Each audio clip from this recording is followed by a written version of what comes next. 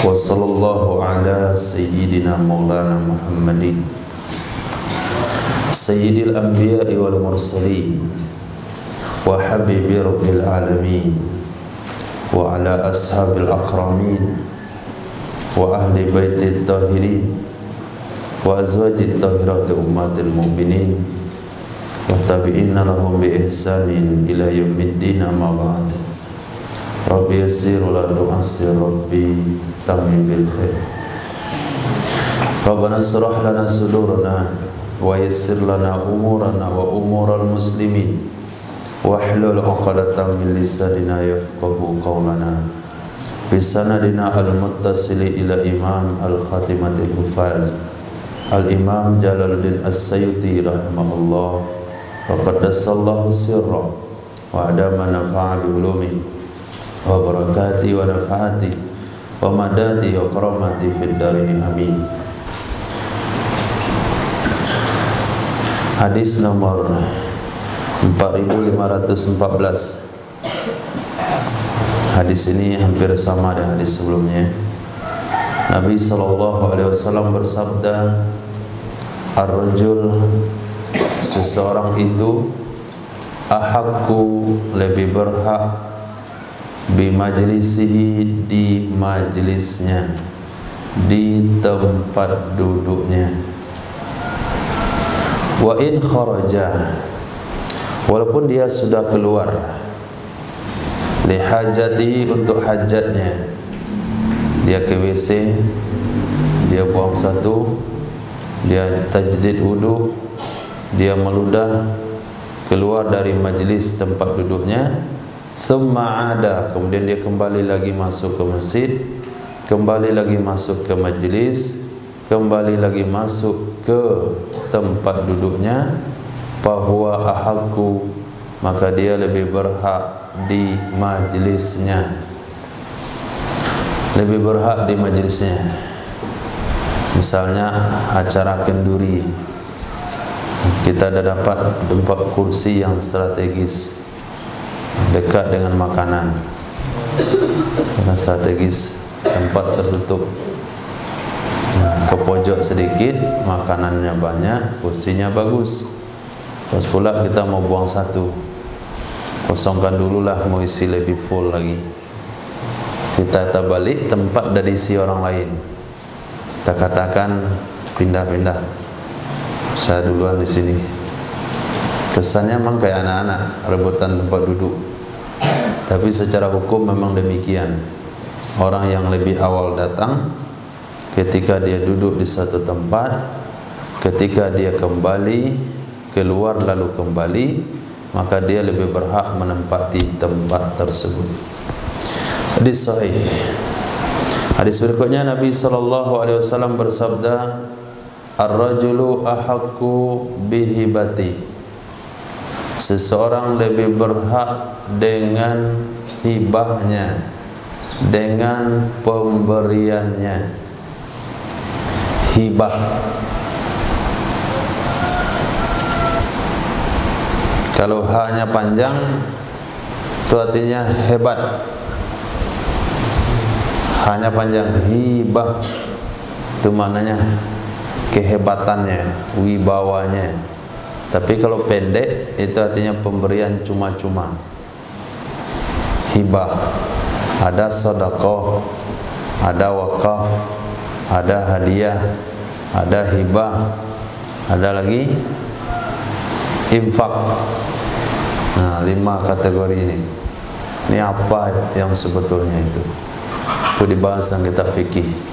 Apa itu sedekah? Apa itu hadiah? Apa itu zakat? Apa itu infak? Apa pula itu hibah? Nah, yang sudah baca kitab fikih berarti dah ngerti itu. Kalau nggak ngerti berarti belum pernah baca kitab fikih. Ahaqqu bihibati, dia lebih berhak dengan hibahnya. Malam yutsab minha, selama tidak diberi imbalan darinya hibah. Selama tidak diberi imbalan dengannya hibah. Karena ada hibah mutlak, ada hibah muawadhah. Contohnya bagaimana? Nih, saya hibahkan ke antum. Ini pena bisa dihapus nih, mahal harganya, saya hibahkan. Ini hibah mutlak. Nah, kalau sekiranya pena itu sudah kita hibahkan kepada seseorang, lalu orangnya nggak pakai lagi, lalu orangnya pergi, lalu orangnya meninggal dunia, dan kita tidak bisa berikan kepada ahli warisnya, ini siapa yang pakai ini? Orang itu sudah meninggal dunia, ahli warisnya nggak ada, atau ahli warisnya nggak mau ngurus. Siapa yang berhak mempergunakan barang hibah ini? Dijawab dalam hadis, siapa yang menghibahkan kemarin? Dia lebih berhak. Nah, hadis ini bertentangan dengan hadis sahih yang berbunyi, alladzi ya'udu ila hibati kaman ada ila qai'i. Orang yang kembali mengambil hibahnya itu sama dengan orang yang menjilat muntahnya. Atau dalam hadis yang lain, kal kalbi ya'udu ila qai'i, seperti anjing yang menjilat muntahnya. Apa hukumnya menjilat muntah? Haram. Jangankan anjing, muntah anjing, muntah kita saja, kasihan ya. Itu enak tadi dimakan tuh, muntah pula dia, banyak gizinya. Daging kambing tadi itu, nah keluar pula dia, kasihanlah. Dikumpulkan lagi lah dia. Nah, kasih bumbu bawang dikit, bawang goreng, jadi bubur ayam dia. Apa kau makan muntah? Haram. Sesuatu yang diserupakan dengan perkara haram, hukumnya juga haram. Mengambil kembali hibah, hukumnya haram. Walaupun dengan dibeli. Ketika Sayyidina Umar bin Khattab radhiyallahu ta'ala anhu pernah memberikan hibah kuda gagah, kuda perang kepada seseorang, sampai di tangan orang itu kuda itu enggak dirawat semestinya. Kata Sayyidina Umar datang pada Rasul sallallahu alaihi wasallam, ya Rasulullah, bagaimana kalau saya beli kuda itu kembali dari dia? Nabi larang, jangan. Orang yang kembali mengambil hadiahnya, orang yang kembali mengambil hibahnya, itu sama dengan orang yang menjilat muntahnya sendiri. Nah, kata ulama, hadis itu sahih. Hadis ini dhaif. Hadis ini dhaif. Maka yang diamalkan adalah hadis yang sahih itu. Mengambil kembali hibah hukumnya tidak boleh. Bahkan anak-anak aja tahu dia. Apa hukumannya orang ngambil hibahnya? Hah? Apa hukuman orang ngambil hibahnya? Tajulu lidae. Tajulu lidae. Lidahnya nggak mau masuk lagi ke dalam. Ada juga yang menisbahkan ke bapaknya, tajulu lidah bapak. Kamu ngasih kok minta lagi, tertujulu lidahmu. Karena anak aja tahu dia hukumannya. Lam yusab minha, yang tidak diberi imbalan darinya. Apa pula contoh hibah yang ada imbalan? Nah, seperti kita katakan ke kawan, saya berikan kepadamu spidol saya ini, tolong berikan pensilnya ke saya. Saya berikan spidol ini kepadamu apabila kamu bersedia memberikan pensilnya ke saya. Itu namanya hibah bil muawadhah, hibah yang ada imbalannya. Ini saya hibahkan ke kamu cangkul ini dengan syarat kamu cangkul sawah saya sampai selesai. Itu hibah bil muawadhah namanya. Nah, hibah bil muawadhah seperti itu tidak boleh diminta kembali apapun alasannya. Karena hibah seperti itu sudah masuk dalam bab jual beli. Nah, untuk kepala.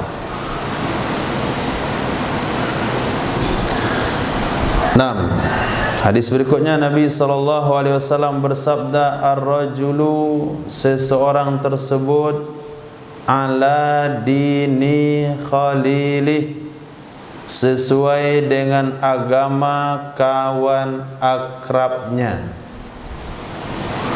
Ar-rajul, seseorang, ala, sesuai dengan, dini, agama, khalilih, teman akrabnya. Falyanzur, maka hendaklah memperhatikan, ahadukum, oleh salah seorang kalian, may yukhal, siapa yang akan dijadikan teman akrab. May yukhalu, siapa yang akan dijadikan teman akrab. Ini pentingnya teman, karena teman itu adalah penentu akhlak kita, penentu agama kita, penentu sikap kita. Kenapa? Karena tabiat itu menular. Itu juga sesuai dengan pepatah Minang, berteman dengan pencuri minimal pandai berbohong. Berteman dengan orang siak, orang alim tu, tukang doa itu namanya orang siak. Kenapa dikatakan orang siak? Karena orang alim itu asal usulnya dari siak. Siak itu di mana? Riau. Karena tarikatnya berasal dari Kampar Riau. Tarikat Naksabandi itu dari Kampar Riau. Sebelah orang siak, asal usul kata orang siak. Bapak panggil orang siak doa ke rumah, artinya orang yang datang dari siak. Maknanya orang alim. Berkawan dengan orang alim minimal pandai bismillah.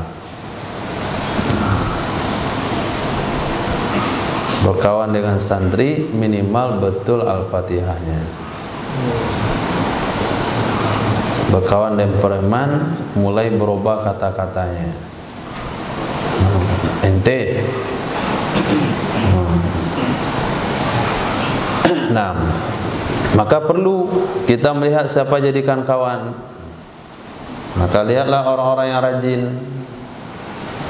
bertemanlah dengan dia. Ketika kita mau berteman dengan orang rajin itu lihat kita malas, dia lari. Saya takut ketularan malas kamu. Biasanya begitu. Bukan rajinnya yang menular, malasnya yang menular. Jarang yang positif itu menular. Yang negatif biasa menular. Kalau aliran listrik itu yang menular itu yang positif. Negatif santai saja.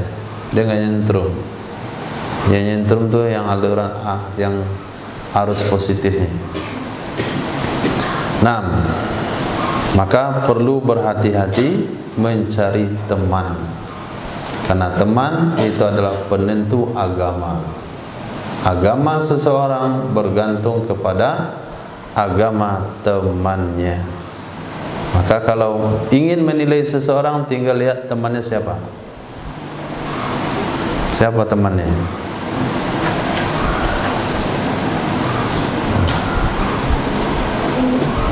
Lihat siapa temannya.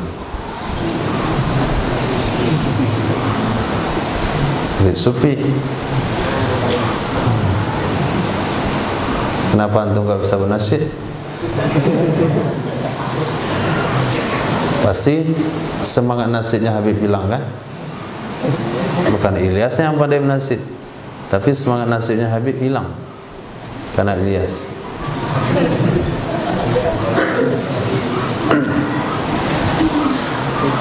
Ar-rajmu, rajam itu Apa itu rajam?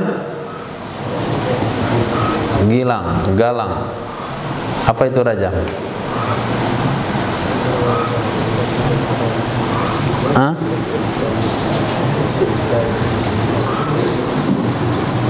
Apa? Hukuman wanita yang sudah jadi hukuman wanita yang sudah menikah dirajam.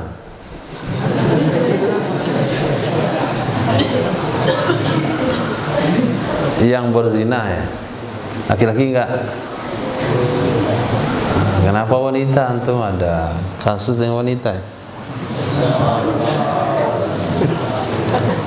Hukuman orang, jangan bilang wanita, wanita juga, laki-laki juga sama. Hukuman orang yang berzina dari yang sudah menikah. Orang itu akan ditanam di persimpangan jalan. Nah, itu tugu batu besar itu dipindahin sementara. Nah, taruh dia situ jadi tugu berapa hari. Nah, kemudian pesan pasir, kerikil, toko bangunan, setengah pickup udah tumpuk di situ. Nah, mau pergi salat Jumat, ambil batu satu lempar dia.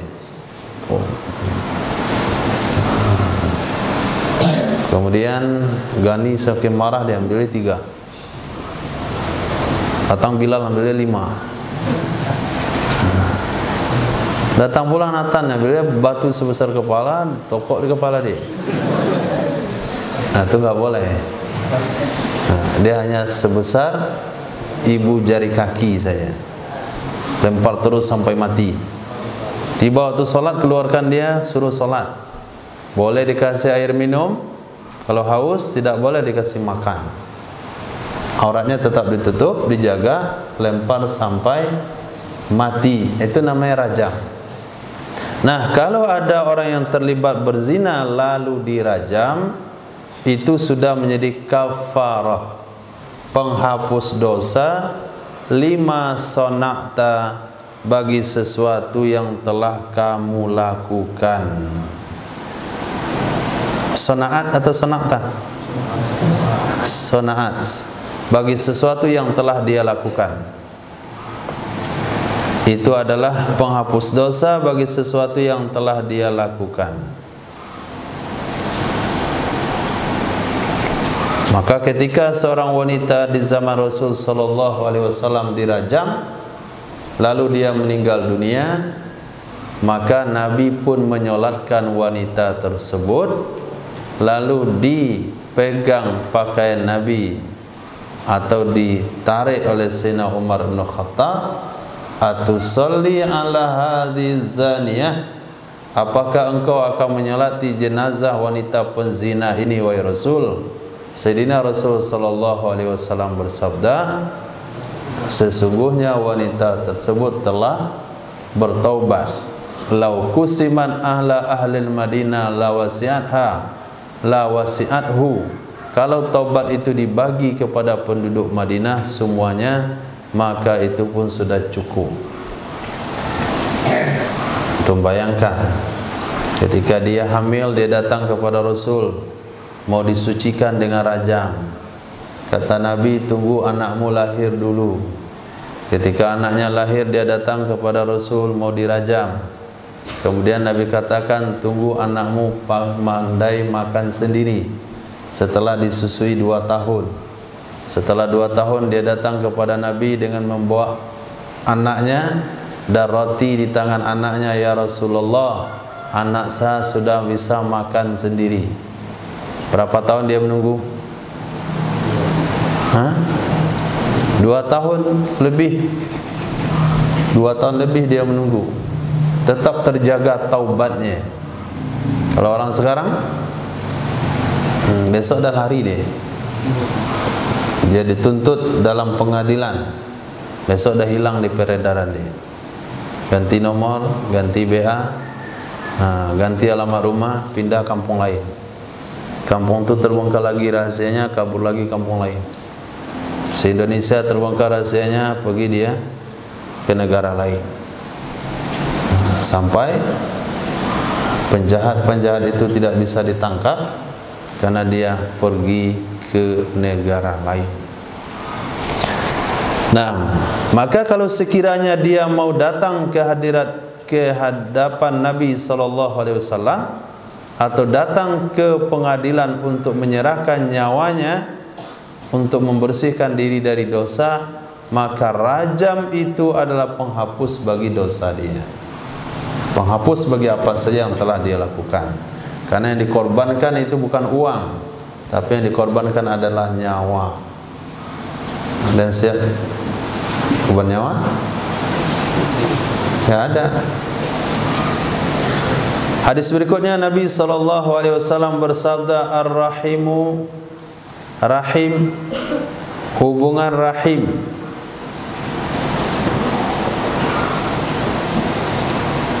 sijnatun. Sijnatun itu boleh dibaca dengan 3 cara baca: sajnatun, sijnatun, sujnatun. Itu maknanya adalah kekerabatan yang kuat. Rahim itu adalah kekerabatan yang kuat, yang digantung di bawah aras. Mu'allaqatun bil arsi, yang digantung di aras. Hubungan silaturahim. Kepala diangkat, turun tangan antum, dan tidur.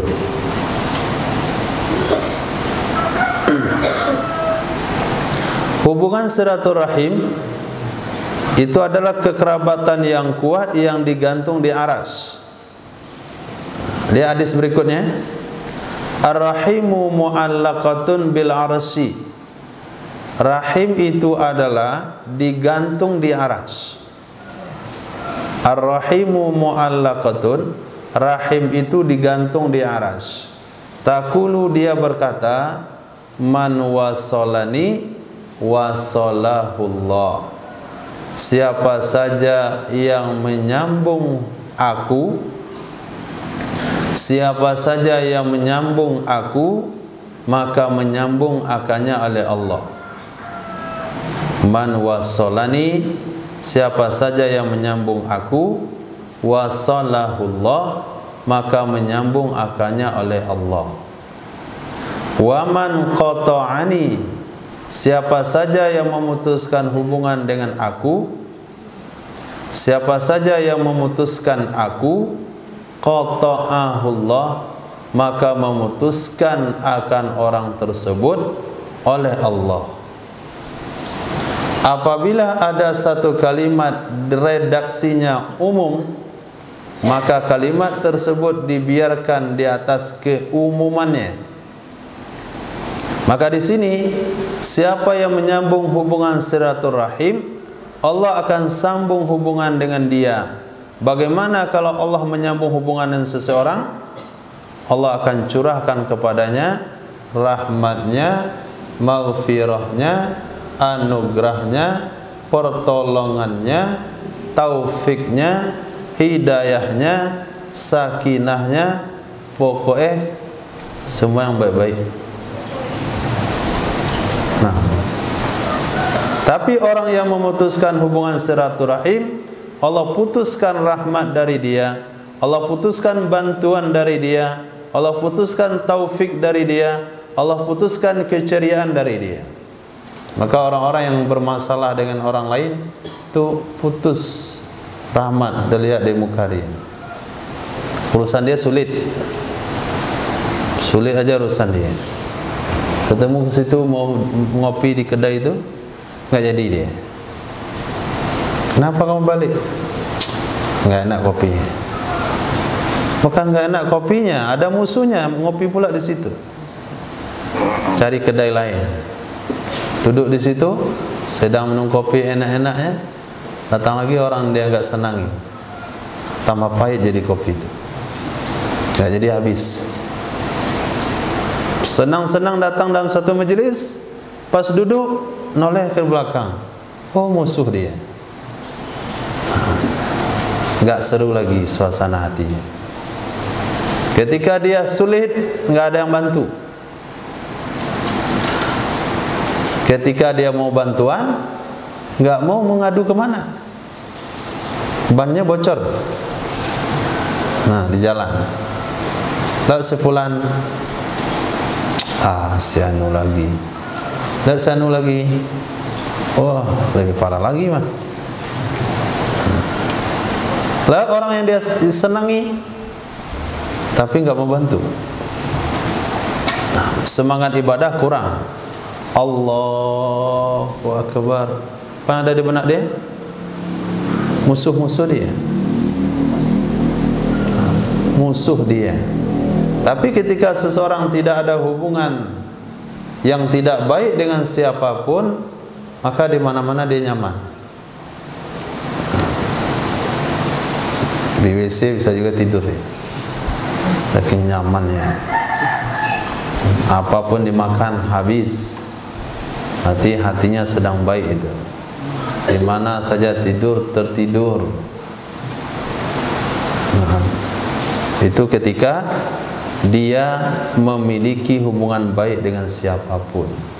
Maka jaga hubungan silaturahim. Walaupun kepada orang-orang yang tidak mau berhubungan dengan kita. Baik karena faktor beda aliran syariatnya, atau aliran ibadahnya, atau aliran tarikahnya, atau aliran dakwahnya. Nah, hadis berikutnya Nabi SAW bersabda, Ar-rahimu sijnatun minar rahman. Sijna di sini maknanya lagi adalah potongan. Rahim itu adalah potongan dari nama Allah Ar-Rahman. Ar-Rahim itu adalah potongan dari nama Allah Ar-Rahman. Ar-Rahman, Ar-Rahim, Rahim. Itu semua diambil dari kata Rahima. Rahima. Allah namanya Ar-Rahman, Ar-Rahim. Hubungan baik yang membawa rahmat Allah namanya Rahim. Orang supaya dapat rahmat Allah didoakan dengan almarhum atau rahimahullah. Maka almarhum itu adalah doa supaya seseorang dapat rahmat Allah. Tapi ketika seseorang didoakan dia almarhum, dia nggak mau. Kita minta yang memberikan tausiah 27 Rajab pada malam ini almarhum Fathur Rahmah. Gak mau orang dengan doa almarhum. Padahal almarhum itu maknanya orang yang dirahmati oleh Allah. Semoga anda dirahmati oleh Allah. Mau? Assalamualaikum warahmatullah. Tercurah terhadap kamu sejahtera dan rahmat Allah. Senang. Tapi kalau bilang almarhum, tak mau. Siapa mau digelar almarhum? Mau. Mau gak? Kalau nggak mau sekarang, ntar pasti antum mau. Udah mati. Nanti saya bacakan Al-Fatihah untuk almarhum Bilal. Ila hadratin Nabi Mustafa Muhammadin sallallahu alaihi wasallam, khususan almarhum Bilal. Al-Fatihah. Wa rahmatullah. Itu ada sanadnya itu. Maka Ar-Rahim itu adalah penggalan dari nama Ar-Rahman. Qala Allah Subhanahu wa taala berfirman, man wasolaki wasoltuhu. Siapa saja yang menyambungmu, kata rahim itu perempuan. Man wasolaki, siapa saja yang menyambungmu, wasoltuhu, aku akan menyambungkan diri dengannya. Waman qata'aki, dan siapa saja yang memutusmu, yang memutuskan kamu. Kata rahim, cukup wahai Allah. Itulah jaminan yang diberikan oleh Allah Subhanahu wa taala kepada rahim. Maka jaga hubungan silaturahim. Nanti 20 tahun ke depan, 10 tahun ke depan, semua antum sudah punya dayah. Bahasanya dayah. Pimpinan pondok pesantren Ismailiyat, dia buka pondok pula di itu dia, namanya Darul Ismailiyat.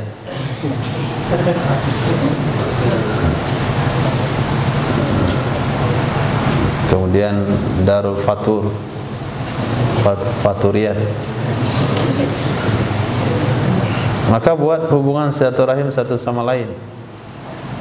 Berkunjung, sepakat nih, diam-diam kita ngumpul 99 pondok, satu orang buat 99 santri, datang ke tempat Ismail. Bingung dia lihat 1000 orang datang, mana mau tempatkan nih? Kita cari tempat masing-masing, makan masing-masing, kita sholat aja yang berjamaah. Nggak ada persiapan, datang secara mendadak gitu. Itu hubungan silaturahim. Semuanya bawa mixer. Kebetulan sepakat semuanya bawa mixer. Nah, hadis berikutnya, Sayyidina Rasul sallallahu alaihi wasallam bersabda, "Ar-rahmatu indallah mi'atu juz'in." Rahmat di sisi Allah itu 100 bahagian. Ar-rahmah, rahmat, indallahi di sisi Allah, mi'atu juz'in, 100 bahagian. Faqasama bainal khalaiki, maka membagi ia Allah, qasama maka membagi ia Allah, bainal khalaiki, antara seluruh makhluk. Itu sudah menggunakan lafaz muntahal jumu', seluruh makhluk tanpa terkecuali, juz'an, satu bahagian. Jadi ketika Allah ciptakan 100 rahmat, satu yang diturunkan ke dunia ini, satu rahmat itulah yang dibagi kepada seluruh makhluk. Harimau mau menyusui anaknya karena kepercikan setetes rahmat itu. Ganas-ganasnya singa masih sayang sama anaknya. Ganas-ganasnya buaya masih mau mengurus anaknya. Lain sama babi. Babi itu kalau anaknya nggak lari waktu dia lahiran, pasti dimakan dia. Tapi ketika dia lari anaknya, pas lahir langsung lari. Tuh maka pendek kaki dia itu. Nah, mungkin dah nyaman, emaknya nanti dah nyaman, baru datang dia, baru timbul lagi kasih sayang. Manusia bisa berkasih sayang itu karena rahmat tadi. Hanya satu yang dibagi kepada seluruh makhluk, mulai daripada dunia diciptakan sampai penghujungnya nanti. Wa akhara, dan Allah menunda, tis'an wa tis'in, 99. Tis'an 9, tis'ina 90. 99 rahmat sampai hari kiamat. Dan itu hanya diperuntukkan untuk manusia. Manusia yang mendapatkan itu hanya yang ada dalam surga. Maka rugi seseorang yang tidak berusaha untuk meraih surga. Kita gunakan potensi yang kita punya untuk mendapatkan surga Allah Subhanahu wa ta'ala. Hadis berikutnya, Nabi SAW bersabda, Ar-rahmatu tanzilu alal imam. Rahmat itu turun atas imam, imam solat.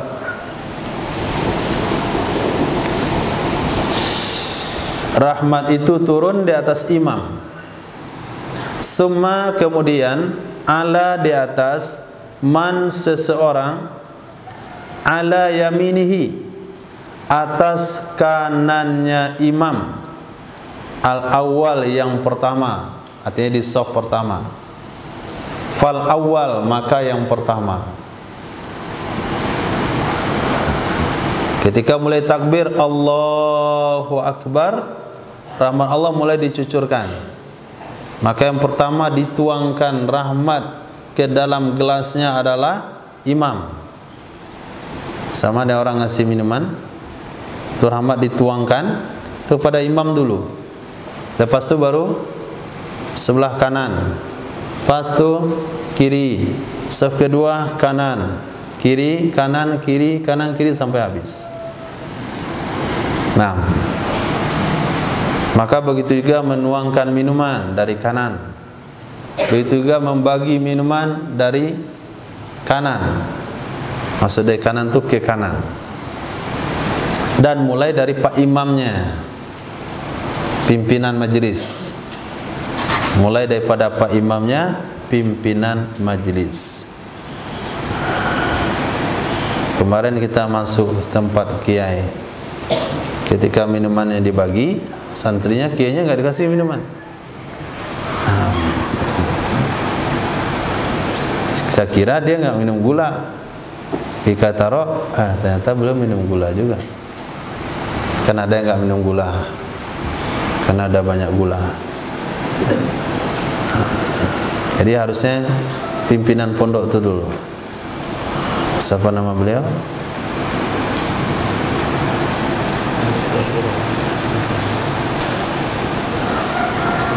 Syekh Abdul Rauf. Nah, anak Syekh Wali Muda. Hadis berikutnya Nabi SAW bersabda, ar-rizqu ila baitin. Rezeki itu ke rumah. Maaf, itu enggak maf'ul, enggak khobar.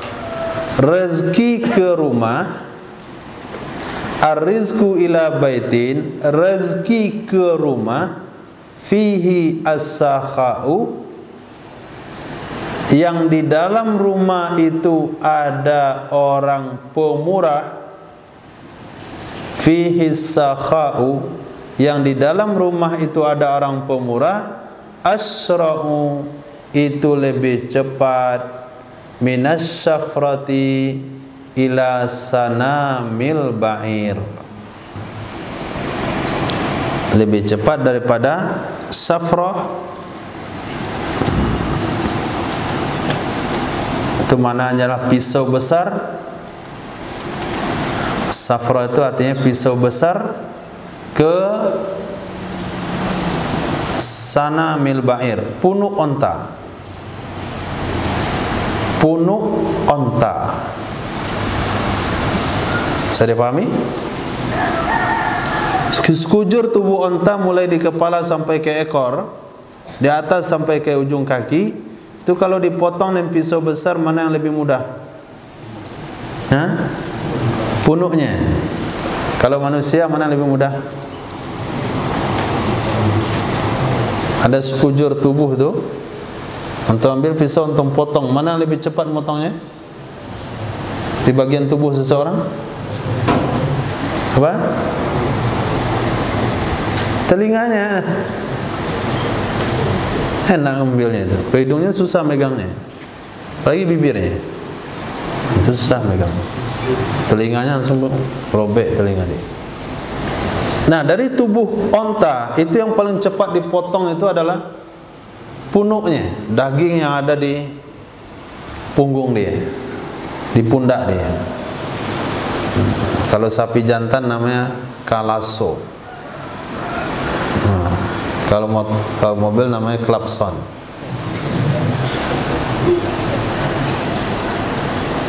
Nah, secepat pisau memotong punuk onta, maka rezeki mengalir lebih cepat ke rumah yang di dalamnya ada pemurah. Ada si pemurah, orang pemurah. pemurah dengan tenaganya, pemurah dengan senyumannya, pemurah dengan pemikirannya, pemurah dengan apa saja yang dia punya.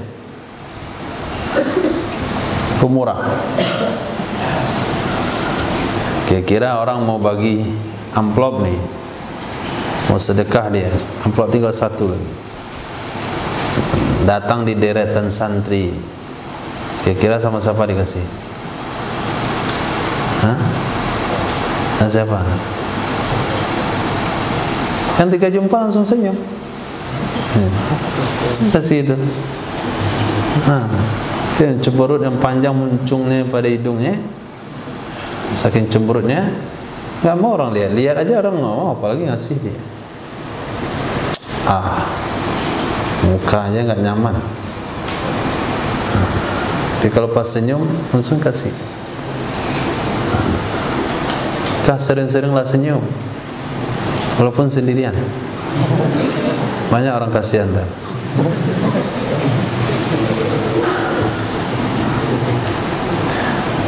Nah, pergaulan cepat dengan seseorang yang pemurah, murah bicara, murah kenalan, banyak pemurah. Gak mesti pemurah itu dengan uang, apalagi pemurah dengan uang. Yang mengantuk jangan, turunkan skor tuh.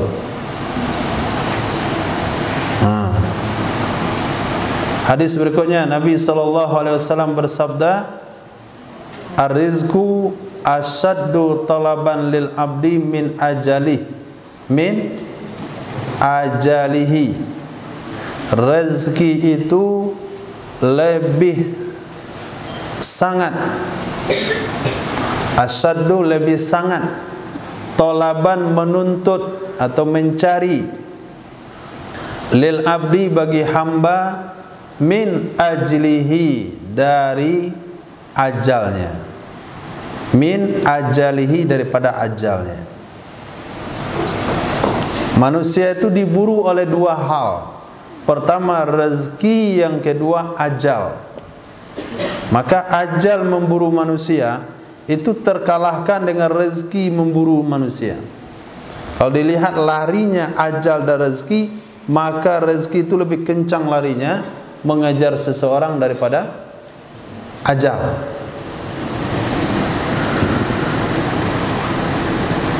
Alhamdulillah masih hidup kan? Walaupun masuk parit, masuk sungai, hidup alhamdulillah. Itu menunjukkan bahasanya rezeki itu lebih cepat larinya pada ajal. Kalau enggak ada banyak almarhum, insyaallah salat jenazah jamak. Kenapa? Syahid. Karena ajal lebih cepat mengejar pada rezeki. Atau tidak, rezeki lebih cepat mengejar pada ajal. Tapi ketika ajal datang, itu bertanda rezeki sudah habis. Bukan karena rezeki tidak mengejar, tapi karena rezekinya sudah habis. Malaikat yang di bawah pimpinan Mikail, Mikail sebagai bosnya, pengatur rezeki, dia punya anak buah masing-masing. Datang dia, oksigen untuk si fulan sudah habis. Sudah saya cari ke seluruh penjuru, nggak ada lagi jatah dia. Kemudian nasi sebutir pun tidak ada lagi jatah dia. Kata malaikat air, hanya ada seteguk air lagi jatah dia. Pas dia minta air, kasih air langsung mati. Bukan air itu yang membunuh dia. Itu sebab antum kasih air mati dia. Bukan. Karena rezeki dia yang di dunia cuma ada seteguk air. Ketika dia minta seteguk air itu dan dia telan, saat itu rezeki dia habis, saat itu baru ajal datang. Saking kencangnya rezeki mengejar manusia, maka ketika dia sudah habis, baru ajal nyampai. Berarti lambat sekali ajal itu datang. Rezeki sudah habis semuanya, sudah nyampai semuanya, sudah diolah semuanya, baru ajal nyampai. Maka setiap orang yang sudah datang ajalnya, itu rezekinya yang sudah habis. Maka nggak ada bahasa jikalau lagi. Jikalau saya bawa ke dokter kemarin tentu nggak mati dia. Kalau saya kasih obat ini tentu nggak mati dia. Nggak ada bahasa jikalau. Karena tidak ada lagi jatah dia, maka dia mati.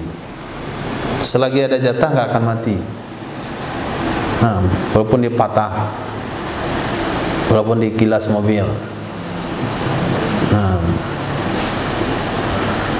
tapi kalau jatahnya sudah habis, hanya terpleset saja mati. 6. Ar-ridha ar-rada'u yughayyirut taba. Susu itu akan merubah tabiat. Susu itu akan merubah tabiat.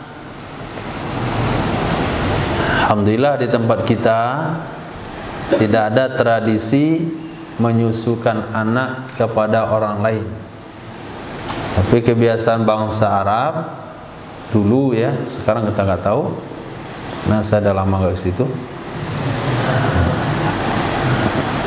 Apakah mempunyai kebiasaan menyusukan anak sama orang lain atau tidak? Tapi secara hukum menurut Nabi SAW, menyusui anak itu merubah tabiat. Oleh sebab itu, maka kita cari ibu susu dari anak itu orang yang bagus tabiatnya, asalan saja. Maka salah seorang imam, beliau katakan, lidah saya ini agak kelu bicara kadang-kadang. 1 jam bicara itu kadang terpleset dia, salah ngomong. Itu asbab ibu saya meninggalkan saya untuk cari kayu, keluar rumah untuk keperluan. Saya terbangun, lalu saya menangis, kemudian ada tetangga datang nyusuin saya. Jadi asbab susu tetangga itu. Nah, hati-hati dengan susu tetangga. Akhirnya lidah saya itu agak kelu kalau ngomong.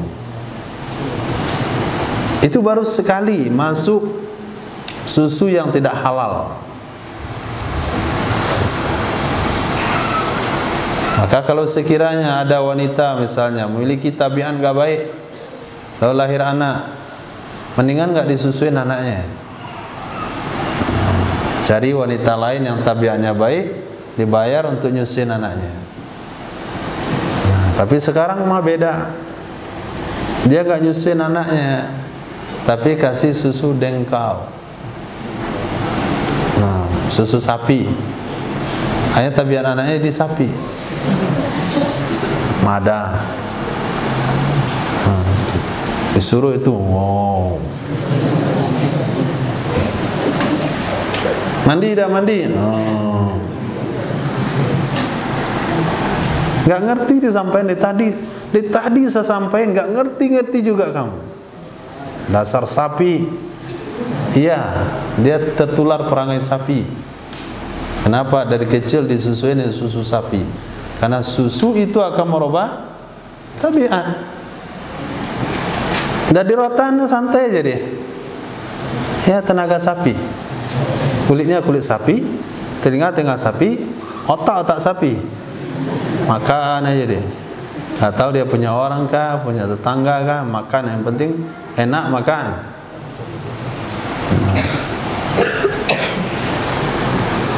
Itu hati-hati dengan susu. Ar-rada'u yughayyirut taba. Susuan itu akan merubah tabiat. Ar-rada'u yuharrimu ma tuharrimul wilada. Susuan itu mengharamkan perkara yang diharamkan oleh melahirkan. Ar-rada'u, susuan itu, yuharrimu, mengharamkan, ma, sesuatu, tuharimu, yang diharamkan oleh wiladah, melahirkan. Pertama, yang haram kita nikahi adalah wanita yang melahirkan kita. Nah, yang kedua, wanita yang melahirkan kita. Siapa itu? Wanita yang melahirkan kita. Nenek. Yang ketiga, orang yang sama lahir dengan kita, saudara. Kemudian orang yang sama lahir dengan orang yang melahirkan kita. Orang yang sama lahir dengan orang yang melahirkan kita. Siapa? Yang kelima, orang yang sama lahir dengan orang yang sebab dialah kita lahir. Hah? Orang yang sama lahir dengan orang yang dengan sebab dialah kita lahir.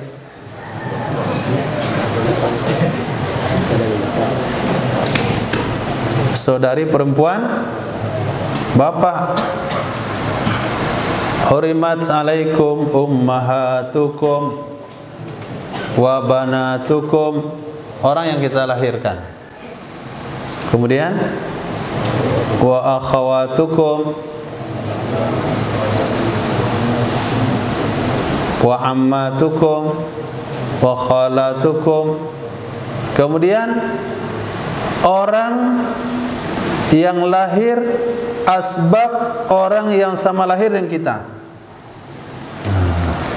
Orang yang lahir asbab orang yang sama lahir dengan kita. Siapa itu? Anak saudara. Saudara kan sama lahir sama kita. Lalu ada orang lahir.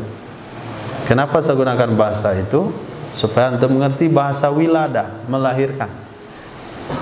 Nah, maka dalam bahasa wiladah ada beberapa orang yang haram kita nikahi. Pertama adalah ibu, yang kedua adalah anak perempuan, kemudian saudari perempuan ayah, saudari perempuan ibu, anak perempuan dari saudari laki-laki, anak perempuan dari saudari perempuan. 7. Nah, 7 yang haram dengan sebab wiladah, itu pula yang haram dan sebab menyusui. Wanita yang menyusui kita, anak dari wanita yang menyusui kita, saudari perempuan dari bapak yang menyusui kita, saudari perempuan daripada ibu, daripada wanita yang menyusui kita. Terus sama persis. Tahrumu birradha, yahrumu birradha ma yahrumu bin nasab. Haram dengan sebab susuan sesuatu yang haram dengan sebab nasab. Hati-hati anak-anak masturat. Paham anak masturat? Maknya keluar masturat ketika dia usia 1 tahun. Ada? Ada enggak? Kolbi ada? Antum tanya baik-baik ya. Lihat bapak tuh jauh sekali dakwah dia.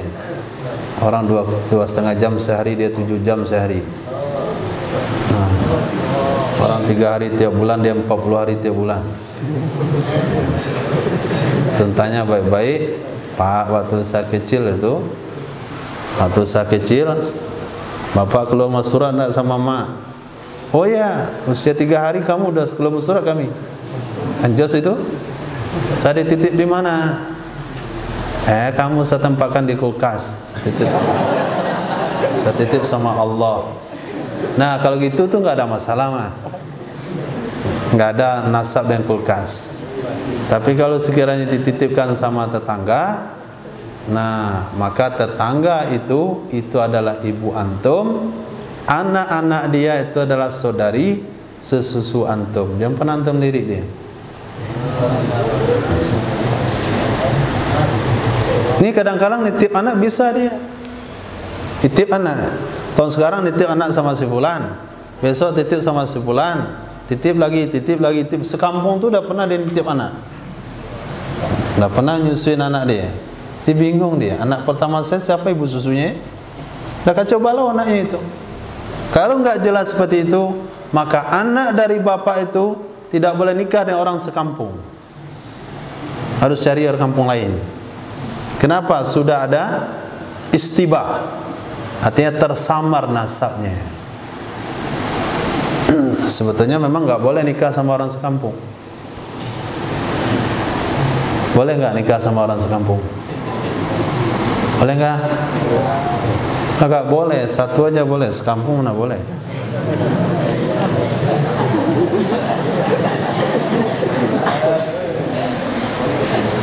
Dahsyat kalian tuh itu. Nikah sama orang sekampung. Hadis berikutnya, Sayyidina Rasul sallallahu alaihi wasallam bersabda, "Ar-ra'du malakun min malaikatillah muwakkalun bis sahabi." Ra'du itu artinya kilat, petir. Petir ya. Halilintar, petir atau guruh. Itu adalah malaikat dari malaikat-malaikat Allah. Guruh, guntur itu adalah malaikat dari malaikat-malaikat Allah yang ditugaskan dengan awan.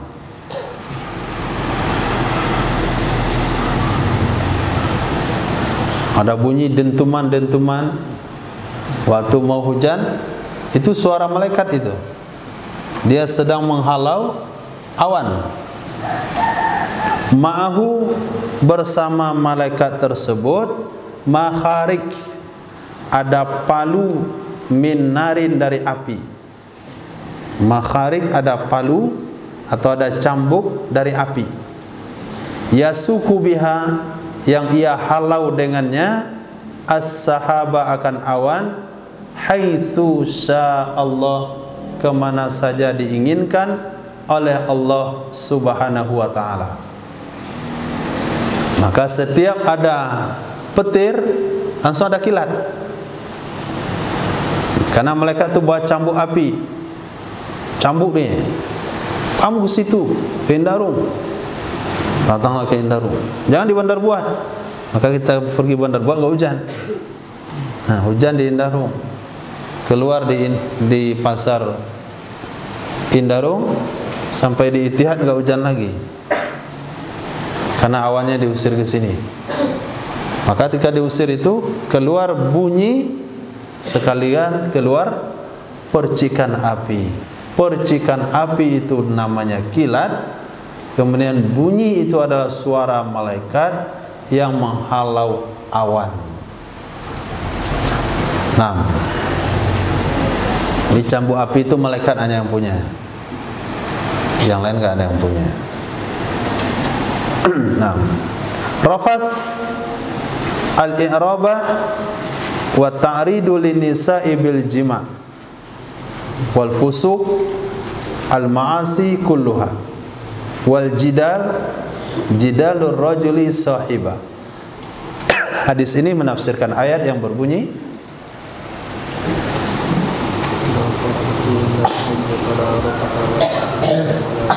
apa?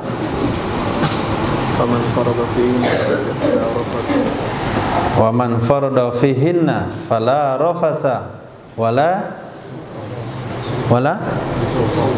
fusuqa wala jidala fil hajj. Nah, tiga ini ditafsirkan. Rafas, apa itu rafas? Siapa saja yang difardukan melakukan haji, fala rafas, tidak boleh melakukan rafas. Rafas itu maknanya adalah i'rabah. I'rabah itu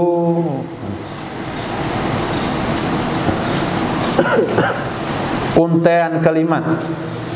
Kenapa makan bakso itu dia sudah gunakan untuk jima, maka dia nggak boleh gunakan di musim haji. Paham kan? Kemudian fusuk.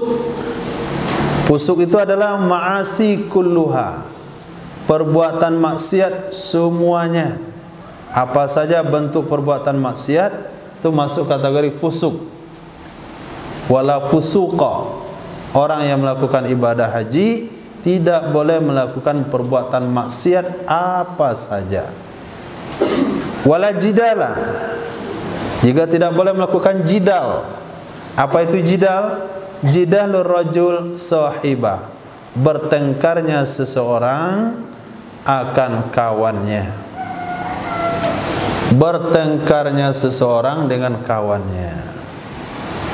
Nah, biasa pertengkaran itu terjadi antara jamaah dengan rombongan, pimpinan rombongan.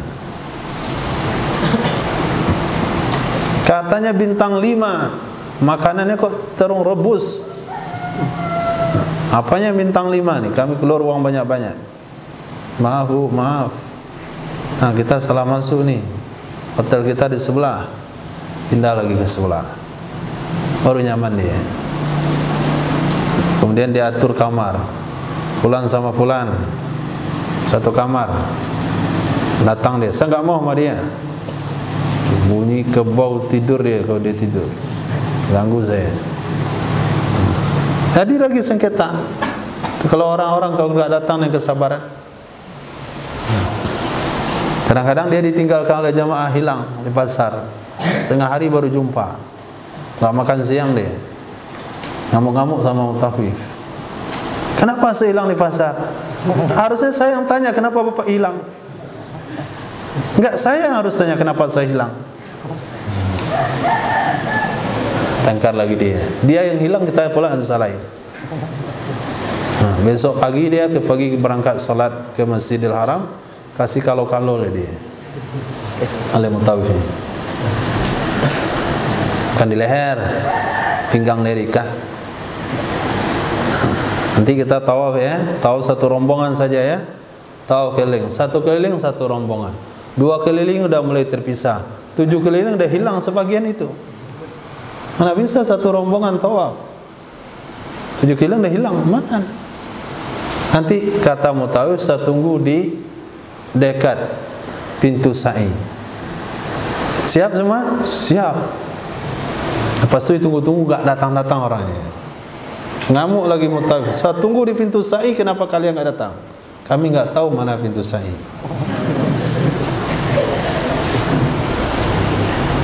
Itu namanya jidal. Nah, maka jidal itu nggak boleh ada, lapang dada saja. Tunggu-tunggu nggak datang-datang, dia carilah.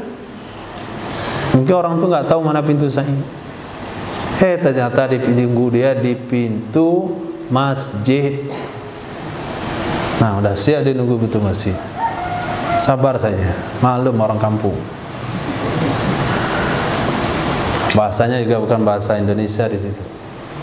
Bahasa Arab, bahasa Inggris, bahasa Indonesia aja ditulis kadang-kadang nggak ngerti dia.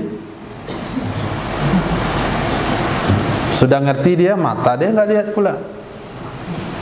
Berarti Arab maklum. Nah, wala jidala. Nah, kalau nggak mau jidal ya berangkat sendiri. Umroh koboi, haji koboi. Berangkat 3 orang yang kuat-kuat tenaganya, yang bisa tidur di mana saja tanpa travel. Nah, itu lebih bagus. Nggak ada jidal di situ. Nah, arifku ra'sul hikmah. Rifku itu adalah puncak atau pangkalnya hikmah. Rifki maksudnya kelembutan. Itu adalah puncaknya hikmah.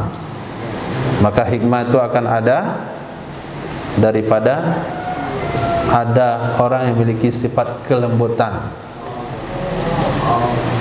Arifku fil ma'isha khairum min ba'di tijarah. Berlemah lembut dalam kehidupan itu lebih baik dari sebagian perdagangan. Rifku, berlemah lembut fil ma'isah, di dalam kehidupan itu lebih baik pada sebahagian perdagangan. Maksudnya bagaimana? Hanya dengan modal berlemah lembut saja itu kadang-kadang keuntungannya lebih besar daripada sebagian perdagangan. Dia jual barang tu hanya dengan sifat sopan santun. Silakan ambil nasinya, ambil sendiri-sendiri. Itu bagian pada rifku itu. Ambil sendiri-sendiri. Masya Allah, turunlah dia ambil nasi, penuh piringnya, sampai dalam termos habis, dan ada sugar habis.